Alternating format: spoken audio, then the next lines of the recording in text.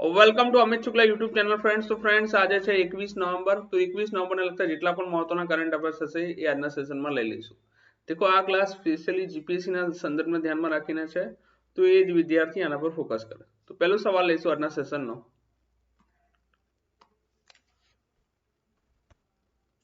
હાલમાં કઈ સંસ્થાએ ઉનાળામાં ગરમીના મોજા અને ચોમાસાની ઋતુઓમાં ભારે વરસાદની ક્રમિક આત્યંતિક હવામાન ઘટનાઓનો અભ્યાસ પ્રકાશિત કર્યો? વર્તમાનમાં એક રિપોર્ટ પ્રકાશિત કરવામાં આવ્યો છે. શેના સંદર્ભમાં? કે ભાઈ ઉનાળામાં ગરમીના મોજાની વાત છે અને ચોમાસાના ઋતુમાં ભારે વરસાદના સંદર્ભમાં. બી આ કામ કોને કર્યું? આઈઆઈટી ગાંધીનગર. અને જ્યારે આઈઆઈટી ગાંધીનગરે આ કામ કર્યું છે તો બી આપણા એક્ઝામથી આ સવાલ ઇમ્પોર્ટન્ટ વધુ બની જાય. જેમ કે તમે લગભગ જો ફ્રાઇડેનો લેક્ચર દેખ્યો હશે તો એમાં ખૂબ જ ચર્ચા થયેલી ક્લાઇમેટ ચેન્જ પર. અને તમને બી ખ્યાલ છે કે જે ક્લાઇમેટ ચેન્જ છે એક મેઇન રીઝન છે કે જે અવારનવાર જે અલગ અલગ આબોહવાની જે ઘટનાઓ બને છે, તો એના માટે મેઇનલી જે આપણા અલગ અલગ એક્શન્સ છે એ જવાબદાર છે. તો અહીંયા આગળ જે રિપોર્ટ છે એના મુખ્ય તારણ શું છે? તો આબોહવા પરિવર્તન ભારતમાં પૂર અને હીટવેવ્સ જેવી અત્યાંતિક હવામાન ઘટનાઓની આવૃત્તિમાં અનેક ગણો વધારો કરશે તેવી અપેક્ષા છે. ભારતમાં ક્રમિક હવામાનની ચરમસીમા કૃષિ ઉત્પાદન, જાહેર આરોગ્ય અને માળખાગત સુવિધાઓ પર ગંભીર અસર ધરાવે છે. તમને બી ખ્યાલ છે કે જો સપોઝ અહીંયા આગળ આબોહવા ચેન્જ થાય છે તો એનાથી જે કૃષિ ઉત્પાદન છે એના પર મોટા માત્રામાં ઇમ્પેક્ટ પડે. અહીં જો દેખીએ તો ભાઈ એક શબ્દ છે અલ નીનો. જો કદાચ તમે સાંભળ્યો હશે, જો કદાચ જીઓગ્રાફી સારું ભણતા હશો તો ત્યાં ક્યાં ને ક્યાં શબ્દ સાંભળ્યો હશે. હવે આ સર અલ નીનો નો મતલબ શું થાય? દેખો, જે એલ નીનો છે, એલ નીનો નો મતલબ થાય છે નાનું બાળક. આ જે એલ નીનો છે પેસિફિક ઓશિયન પેરુ કટથી 180 કિલોમીટર દૂર એક ગરમ જળધારા તરીકે નીકળે છે, જેને શું કહેવામાં આવે છે? એલ નીનો કહેવામાં આવે છે. જ્યારે તે હિન્દ મહાસાગરમાં પહોંચે છે, રાઈટ, જ્યારે માને કે આ જે એલ નીનો છે પેસિફિક ઓશિયન થી જૂન મહિનામાં જ્યારે હિન્દ મહાસાગરમાં પહોંચે છે તો જે હિન્દ મહાસાગરની હવા છે એને શું કરી દે છે? ગરમ કરી દે છે. હવે જ્યારે હિન્દ મહાસાગરની હવા ગરમ કરી દેશે તો એનાથી શું થશે? તો ભાઈ જે હિન્દ મહાસાગરની હવાઓ ગરમ થઈને ક્યાં જશે? ઉપર જવા લાગશે. અને જ્યારે ઉપર જવા લાગશે તો શું થશે? નીચે જે છે હવાની કમી થવા લાગે. અને આ જે એલ નીનો છે, જે હવાઓ કેટલી 25 થી 30% હવા ઉઠાવી દે છે. જે મોન્સૂન ભારત આવવાનો હોય, રાઈટ, તો એ મોન્સૂન આગળ ભારતમાં એટલો ઇમ્પેક્ટ કરશે નહીં. અને જ્યારે અહીંયા આગળ જે મોન્સૂન આગળ ભારત આવવાનો છે અને આગળ ઉપર ઉઠી જશે તો શું થશે? અહીં આગળ વરસાદ ઓછો પડે છે. તો જ્યારે એલ નીનો આવશે ત્યારે શું થશે? ત્યારે વરસાદ ઓછો પડશે. અને અહીં આગળ જ્યારે વરસાદ ઓછો પડશે તો એનાથી શું ઇમ્પેક્ટ થશે? તો ભાઈ જે વખતે એલ નીનો આવે છે ત્યારે વરસાદ ઓછો પડે તો એનાથી શું થાય? તો જે કૃષિ ઉત્પાદન છે એમાં ઘટાડો થશે. ચલો ઠીક છે. હવે L Nino Pacific ઓશિયનમાં, right, L Nino ક્યાં ઉત્પન્ન થશે? પેસિફિક ઓશિયનમાં ઉત્પન્ન થશે. અને આ જે એલ નીનો છે, જો વાત કે હિન્દ મહાસાગરમાં ક્યારે આવશે? જૂન મહિનામાં, જ્યારે અહીંયા આગળ મોન્સૂન સિઝન છે. અને એલ નીનો કેવા પ્રકારની જલધારા છે? તો ગરમ જલધારા છે. અને એલ નીનો કયો શબ્દ છે? તો એક સ્પેનિશ શબ્દ છે જેનો મતલબ શું થાય છે? નાનું બાળક. તો જે રીતના તમે એક શબ્દ દેખ્યા કે ભાઈ એલ નીનો, રાઈટ, તમે એક શબ્દ દેખ્યા એલ નીનો, એવી રીતના એક શબ્દ છે લા નીનો. શું છે? એવી રીતના એક શબ્દ છે લા નીનો. હવે લા નીનો બી તમે લખશો બી પેસિફિક ઓશિયનમાં ઉત્પન્ન થાય છે. અને અહીં આગળ શેના કારણે ઉત્પન્ન થાય છે? તો કોરિયોલિસ ફોર્સના કારણે. શેના કારણે? કોરિયોલિસ ફોર્સના કારણે. સર આ કોરિયોલિસ ફોર્સનો મતલબ શું થાય? દેખો, જેમ કે એક એક્ઝામ્પલ દઈએ. જેમ કે તમે અહીંયા આગળ માની લો ભાઈ તમારા બંને હાથ ઘુમાવો છો. હવે જ્યારે તમે બંને હાથને અહીંયા આગળ ઝટકા મારી રહ્યા છો તો બી સપોઝ અહીંયા આગળ તમે સ્ટેડી થઈ જશો તો બી તમારો હાથ હજુ બી એકાદ ઇમ્પેક્ટ આપશે ઝટકાનો. એવી રીતના જ્યારે અહીંયા આગળ પૃથ્વી ગોળ ફરી રહી છે, રાઈટ, પૃથ્વી જો તમને ખ્યાલ હોય જ્યારે અહીંયા આગળ ફરતી હોય છે ત્યારે એના ફરવાના કારણે એક કોરિયોલિસ ફોર્સ લાગે છે. અને જ્યારે આ જે કોરિયોલિસ ફોર્સના કારણે જે લા નીનો, રાઈટ, જે લા નીનો છે ત્યાં આગળ પહોંચે છે, અહીં આગળ પેસિફિક ઓશિયનમાંથી ઉત્પન્ન થઈને અહીં આગળ જો વાત કે ભારત પહોંચે છે. અને હવાને અહીં શું કરે છે? કોલ્ડ કરી દે છે. શું કરે છે? કોલ્ડ કરી દે છે. અને જ્યારે હવાને અહીં આગળ કોલ્ડ કરી દે છે તો શું થશે? જે ઉપરની હવા છે શું કરશે? બેસવા લાગશે. ગરમ હવામાં શું હોય? ગરમ હવામાં હોય તો બી હવાને ગરમ કરે તો ઉપર જવા લાગે. બટ જ્યારે કોલ્ડ હવા આવશે તો શું થશે? હવા બેસવા લાગશે.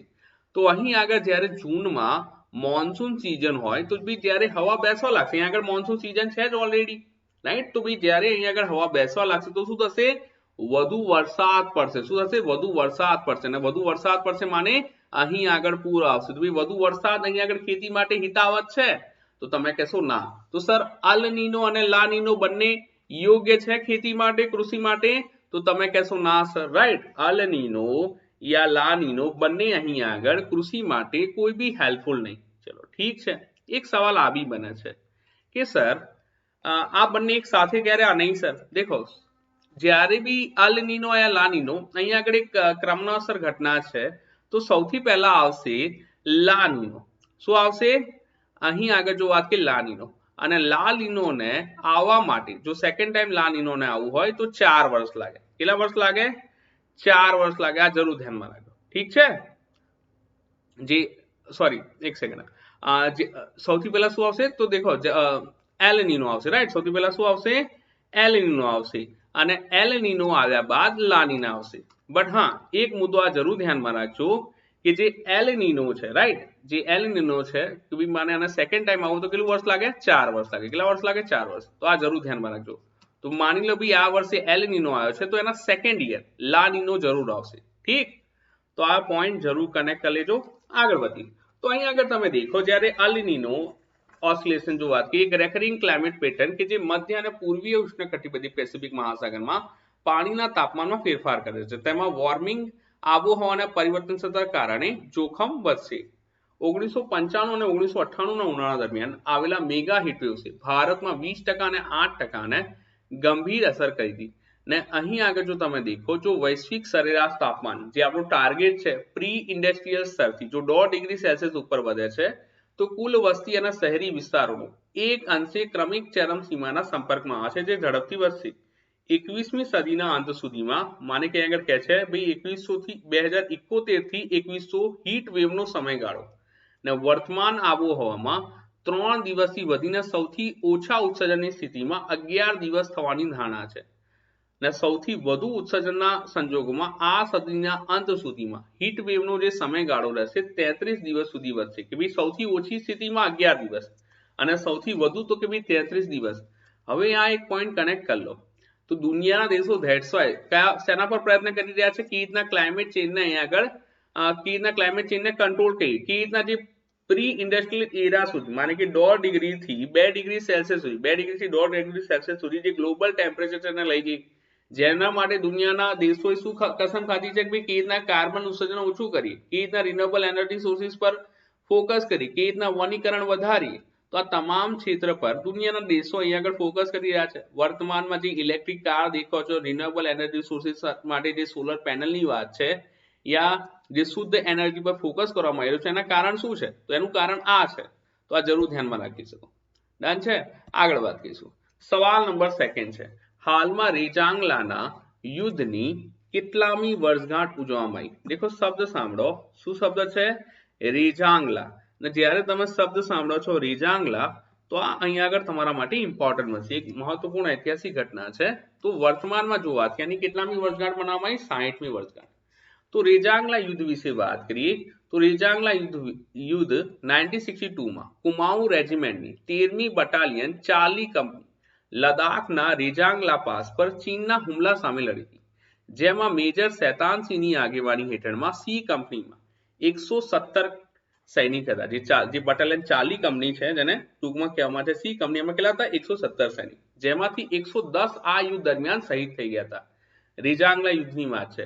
અને 13મી બટાલિયન ચુશુલના સંરક્ષણ માટે જવાબદાર હતી. મેજર શેતાનસિંહ દ્વારા કમાન્ડ કરતી તેની સી કંપનીએ રેજાંગલાની સુરક્ષા માટે અહીં આગળ જો વાત કે ડટીને લડ્યા હતા.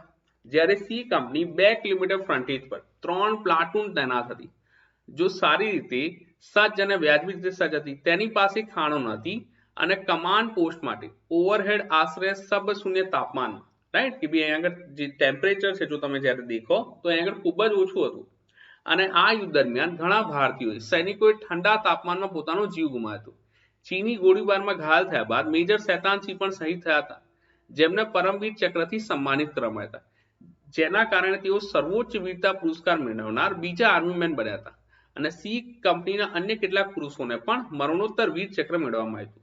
તો અહીં આગળ જ્યારે તમે દેખી રહ્યા છો રેજાંગલા યુદ્ધ વિશે, તો તમને આ માહિતી જરૂર હોવી જોઈએ. જ્યારે તમે રેજાંગલા વિશે ચર્ચા કરો છો ત્યાં આગળ આને રેચિન લા તરીકે પણ ઓળખવામાં આવે છે. કોની વાત કરીએ તો જ્યારે રેજાંગલાની વાત કરીએ તો આ બી તમે ધ્યાનમાં રાખી શકો. અને આ જે રેજાંગલા છે ક્યાં આવે છે તો ભાઈ આ જે ભારતીય પ્રશાસિત લદ્દાખ અને ચીનના પ્રશાસિત જે સ્પંગુર તળાવ બેસિન વચ્ચેની જે વાસ્તવિક નિયંત્રણ રેખા છે જે એલએસી પર નો એક પર્વતીય માર્ગ છે જેના પર ભારત પણ દાવો કરે છે. તો આ તમે જરૂર ધ્યાનમાં રાખી શકો. તો ભાઈ જે ચુશુલ ખીણની જે પૂર્વીય વોટરશેડ રીચ પર આવેલું છે જેના પર ચીન દાવો કરે છે. તો આ પણ તમે ધ્યાનમાં રાખી શકો. અને આના માટે જ અહીં આગળ વર્ષ જે 1962 ની વાત છે ત્યાં આગળ અહીં આગળ લડાઈ થઈ ગઈ. તો આ એક પોઈન્ટ જરૂર ધ્યાનમાં રાખી શકો.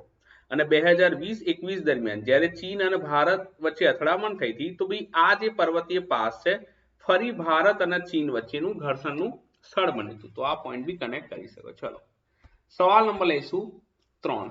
હાલમાં કઈ જગ્યાએ બાલી યાત્રાએ 35 મિનિટમાં 22,000 કાગળની બોટ બનાવીને શેની કાગળની બોટ બનાવીને ગિનીસ વર્લ્ડ રેકોર્ડમાં સ્થાન મેળવ્યું છે.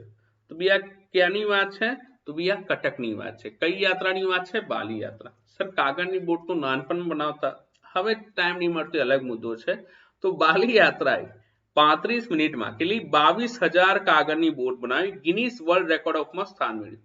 હવે જે કટકની બાલી યાત્રાનો હેતુ શું છે તો ભાઈ આનો હેતુ એ છે કે ભાઈ વૈશ્વિક જાગૃતિ લાવવા માટે ગિનીસ રેકોર્ડ બનાવવામાં આવે કે ભાઈ લોકોનું આગળ ધ્યાન જાય જ્યારે કોઈ રેકોર્ડ બનશે ત્યારે તો ધ્યાન જશે. તો બાલી યાત્રા એ અહીં આગળ જો બાલી યાત્રાનો મતલબ જો શબ્દ સમજે તો ભાઈ આનો અર્થ શું થાય તો એ બાલીની સફર જે ભારતના સૌથી મોટા ઓપન એર મેળામાંથી એક છે. હવે આ ઉત્સવ પ્રાચીન કલિંગ અને બાલી અને અન્ય દક્ષિણ અને દક્ષિણ પૂર્વી એશિયાઈ પ્રદેશ વચ્ચેના 2000 વર્ષ જૂના જે દરિયાઈ સંબંધ જે દરિયાઈ વેપાર હતો એના જે સંબંધને અહીં આગળ સાંસ્કૃતિક સંબંધને યાદ કરે છે. જેમાં ભારતથી જો દેખીએ તો ભાઈ જાવા સુમાત્રા બર્નુઈ બર્મા સિલોનનો સમાવેશ થાય છે. અને 9 દિવસીય આ ઉત્સવ છે જેમાં 1000 વર્ષથી વધુ સમય શોધી શકાય છે. તો આ પણ તમે દેખી શકો છો. અને આ જે ઉત્સવ છે અહીંયા આગળ 9 દિવસના સંદર્ભમાં મનાવવામાં છે. તો આ પણ તમે કનેક્ટ કરી શકો. અને આ જે ઉત્સવની વાત કરી તો ભાઈ કાર્તિક પૂર્ણિમા ની રાત પર ઉજવણીની શરૂઆત થાય છે. ને આ તે દિવસ છે જ્યારે વેપારીઓ પરંપરાગત રીતે સમુદ્ર પાર કરવા માટે તેમની સફર શરૂ કરે છે. જ્યારે પવન બોટ માટે અનુકૂળ હોય છે ત્યારે તે લોકો શું કરે પોતાની અહીં આગળ સફર શરૂઆત કરે. જેના માટે સફર જે દિવસ શું છે કાર્તિક પૂર્ણિમા જરૂર ધ્યાનમાં રાખજો. અને કલિંગ અને દક્ષિણ પૂર્વ એશિયા વચ્ચેના વેપાર માટે સૌથી વધુ લોકપ્રિય જે વસ્તુઓ હતી મરી તજ એલચી રેશમ કપૂર સોનું અને જવરાત છે. તો આ પણ અહીંથી પોઈન્ટ કનેક્ટ કરી શકો. ચલો ઠીક છે. અને જો અહીંયા આગળ તમે દેખો તો જે બાલી યાત્રાના સંદર્ભની વાત કરીએ તો અહીંયા આગળ જ્યારે આ ઉત્સવ મનાવવામાં આવે છે તો અહીંના જે લોકલ બિઝનેસ છે એને વધુ અહીં આગળ બૂસ્ટ મળે છે. લગભગ અહીં આગળ હરાજી દ્વારા ઓક્શન કરવામાં આવ્યું ને વેપારીઓ માટે આ જે 9 દિવસીય ઉત્સવ છે તો 1500 થી વધુ સ્ટોલ ફાળવવામાં હતા. અને 9 દિવસમાં અરાઉન્ડ 100 કરોડથી વધુ વેપાર થવાની અપેક્ષા છે. તો આ બી એક પોઈન્ટ છે ઇકોનોમિક દ્રષ્ટિએ મજબૂત કહાની બનાવે છે. રાઈટ ક્યાંની વાત છે કટકની વાત છે. ઠીક છે આગળ વાત કરીએ. સવાલ નંબર 4 છે હાલમાં કોના દ્વારા આફ્રિકામાં મલેરિયા વિરોધી દવા પ્રતિકાર સામે લડવા માટે એક નવી વ્યૂહરચનાનું અનાવરણ કરવામાં આવ્યું. તો આ કોની વાત છે WHO ની વાત છે. કોની WHO તો 17 નવેમ્બરના રોજ જે WHO આફ્રિકામાં મલેરિયા વિરોધી દવા પ્રતિકાર સામે લડવા માટે એક નવી વ્યૂહરચનાનું અનાવરણ કર્યું. હવે તમને બી ખ્યાલ છે કે ભાઈ આ જ સમયમાં એક વીક મનાવવામાં આવ્યો તો કોના દ્વારા WHO દ્વારા વિશ્વ એન્ટી માઇક્રોબાયલ અવેરનેસ વીક. અને જેમાં અહીં આગળ એન્ટીબાયોટિક પ્રતિકાર વિશે જાગૃતિ લાવવાનો સંદર્ભ હતો. હવે જ્યારે મલેરિયાની વાત કરીશ તો મોટા પ્રમાણમાં આફ્રિકામાં તમે દેખતા હશો કે ભાઈ લેક ઓફ મેડિસિનના કારણે અહીં આગળ મોટા પ્રમાણના સંદર્ભમાં તમે દેખી શકો કે ભાઈ નિધનનો જે સંદર્ભ વધુ આવે છે. તો એવા કિસ્સામાં રાઈટ એવા કિસ્સામાં અહીં આગળ જે મોટા પ્રમાણમાં જે આફ્રિકન દેશો છે જેમ કે યુગાન્ડા છે રવાન્ડા છે તો ત્યાં આગળ જે મલેરિયા છે એક ચિંતાનો સંદર્ભ હતો. તો આ પણ તમે ધ્યાનમાં રાખી શકો. અને મલેરિયા વિરોધી જે દવાની અસરકારકતા અને પ્રતિકારને દેખરૂપ મજબૂત બનાવવા માટે અહીંયા આગળ WHO આવાના ઝુંબેશ ચલાવતી હોય છે, તો આ પણ તમે ધ્યાનમાં રાખી શકો. અને જો ભારતની વાત કરીએ મલેરિયાના સંદર્ભમાં, ભારતે બી ટાર્ગેટ નક્કી કર્યો છે કયા વર્ષ સુધીમાં મલેરિયાને ખતમ કરશે, 2030 સુધીમાં. અને ટીબી ને ક્યાં સુધી ખતમ કરશે, તો ટીબી ને ખતમ કરશે 2025. તો આ પણ તમે ધ્યાનમાં રાખી શકો. આગળ વાત કરીએ.